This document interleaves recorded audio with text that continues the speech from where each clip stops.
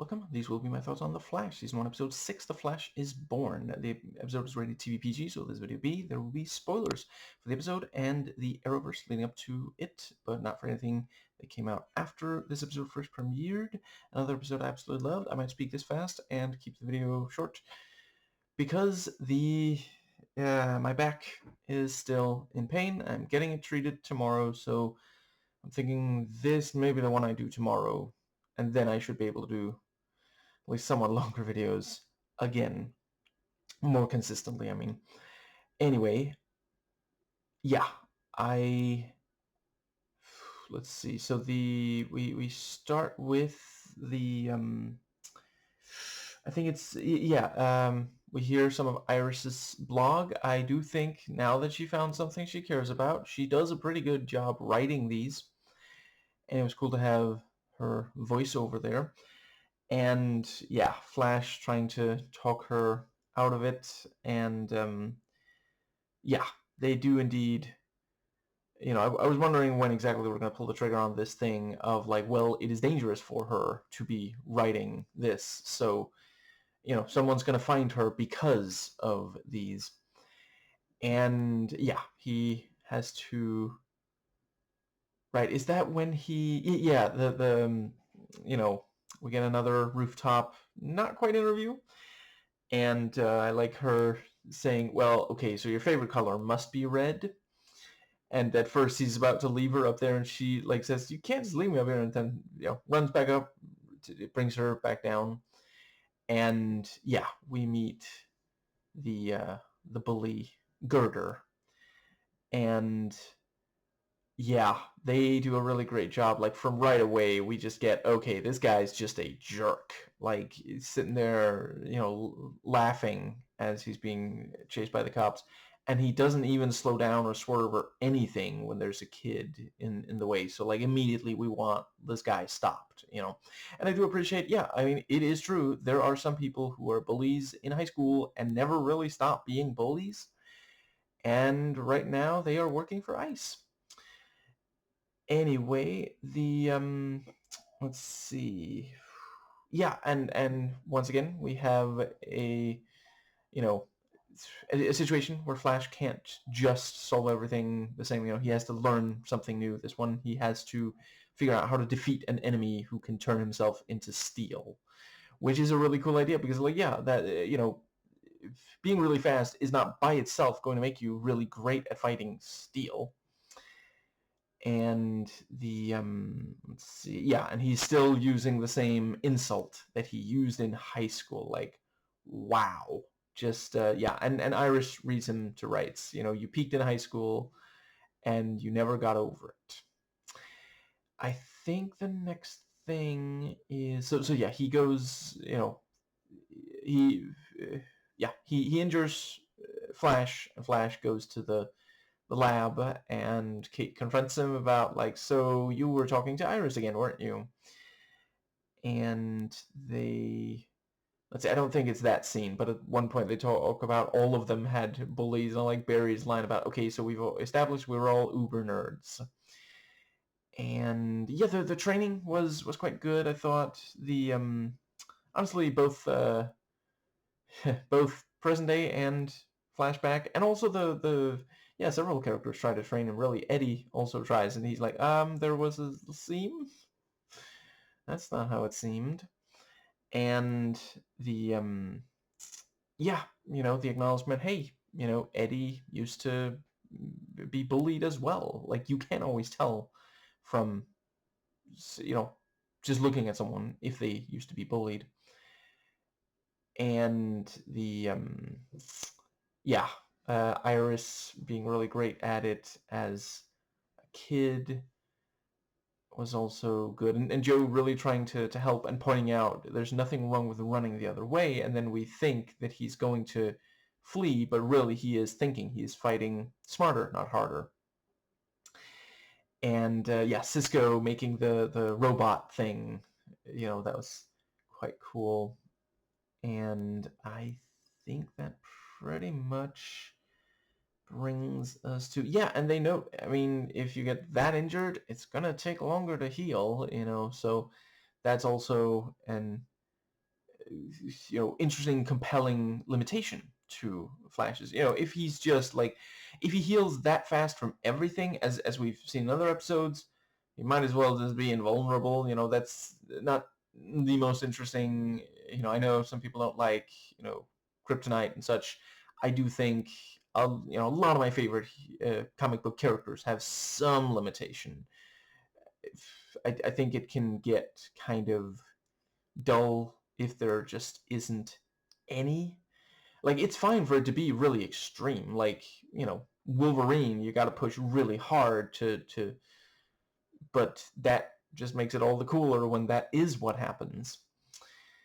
Anyway, I think that does get us to the yeah, I liked Joe trying to get information from Dr. Wells, and the yeah, ends up, he finds out about Tess and accepts that he was wrong, which is always great when, in general, we should all be able to accept when we're wrong. It's especially important for cops and, people with some kind of power. And yeah, right. IMDb trivia notes that Kate's bully had the initials LL, which there is a bit of a history of in DC Comics. Not all of them are villainous, but yeah. And I think that does bring us to the part. Wait, yeah. So the girder lures Flash to the. Oh, actually, come to think of it, that's after. No, yeah. First, he confronts Iris, and yeah, he knows that she's writing about Flash and wants to, yeah, get to Flash. And I like that their tip jar has a sign that says "feeling tipsy," and she handles it really well. I appreciate, I think it would have been kind of boring if she, like, girl bossed her way out of the situation, but, like, she keeps cool and thinks about what to do, and let's see, yeah, and I really appreciate, like, there's some good, sometimes very subtle acting. Like, it's very clear she's uncomfortable around him, and he can tell, and he doesn't care. I wonder if he's on the Epstein files as well. I guess he's probably not rich enough, is he? And the bombing Iran is not going to distract people from that. Just FYI, Trump. And I think that does bring us to, yeah, so Barry is, of course, very upset about that, the fact that Girder went there, so he goes to the place, and Girder has set a trap. And it is a classic bully thing of getting the bully target to react, And yeah, I also thought it worked well. That's the thing. Like, more than once in this episode, Girder seems to have, or yeah, at least temporarily, Girder has more power than, and than Flash, and it tends to be, the first time it's because Barry actually breaks his hand, on the, which, like, yeah, that would make you move a little slower, and then he, let's see, in the lair, it's like he gets, I forget, he gets, like, knocked to the ground, and then it's like, well, yeah, primarily his strength lies in defeat, not the opposite of victory, but his, feet. And right now he's on the ground, so that also makes sense as, and the, let's see, I guess that, yeah, I thought it also worked, the stuff with Eddie and Barry working together, and the thing, how'd you get there faster? Shortcut. And the, yeah, Barry does get hit multiple times in this episode, not even only by Girder. And then we have the, yeah, they talk about, that was so freaking cool, and pure comic book goodness. He has to run 5.3 miles in one direction to build up supersonic speed so that he can punch hard enough to break through the steel. That is so freaking cool. And the let's see, yeah, I thought it was very clever. So he, Girder takes her hostage and tries to threaten her into writing, which is just like so unbelievably pathetic. Like, he can't even handle that someone who's doing good is getting more attention than him. And it's like, so do good. Like, who's forcing you to steal and harm people? Like, that's not, you could be out there. You could stop like bank robberies with your power. I mean, let's see. I guess, do we know if he's bulletproof? Also, the fact that he's made of steel, there's definitely situations where he could be a hero.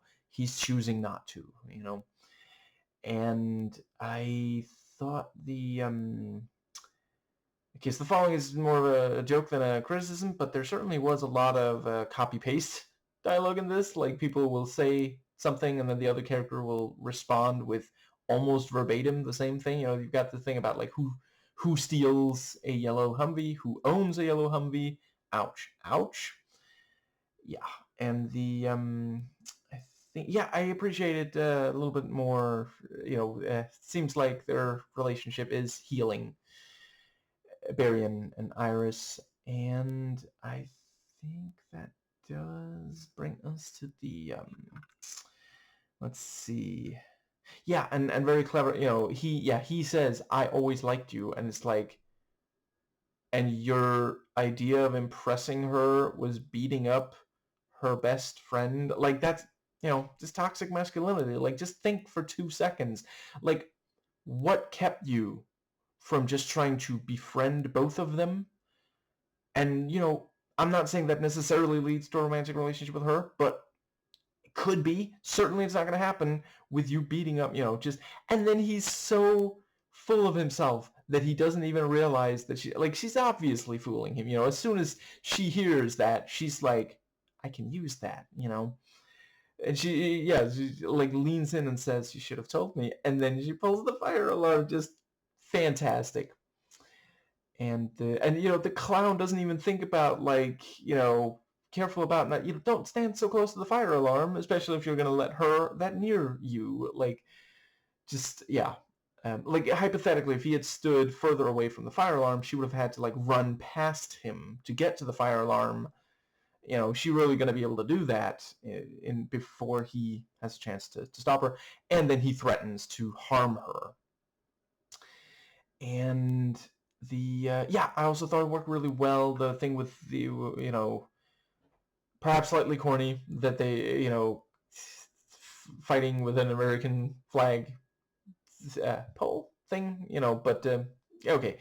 And certainly it was a cool way to, because yeah, first Flash is able to hit Girder with it a couple of times, and Girder grabs a hold of it, and that's a really unfortunate situation to be in. And let's see, yeah, really appreciated near the end when Barry gave his two friends credit, because yeah, without them would not have been able to win. And I thought they stopped just short of it. It could have gotten really, really silly and self-insert power fantasy kind of thing of like, yeah, he beat the bully, and then he said, and I'm the one, I beat you. But it actually worked because the focus is kept on, we both made choices. You chose to keep being a bully. And I think that does pretty much cover the I guess I'm not the only person who, well, I guess, I don't know, maybe some people, this is the first time I ran into Girder, I think, and it did hurt, yes. Much like the time I walked into a bar. I have to watch where I'm going.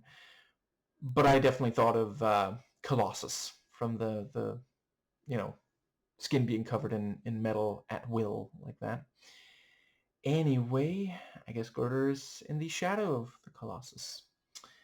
I think that does pretty much cover everything. Let's see. I really like the bit with, Alan, come with me. I need to hit something. And then Joe's like, I don't think he meant you, but, just in case, the best way to find out is to follow him. But yeah, really looking forward to the next episode. And yeah, I will say, I appreciate that they have to chase down every lead, but if they, I just gotta say, technically, given that we know where that brewery is, them going there on the job does technically make them Keystone Cops.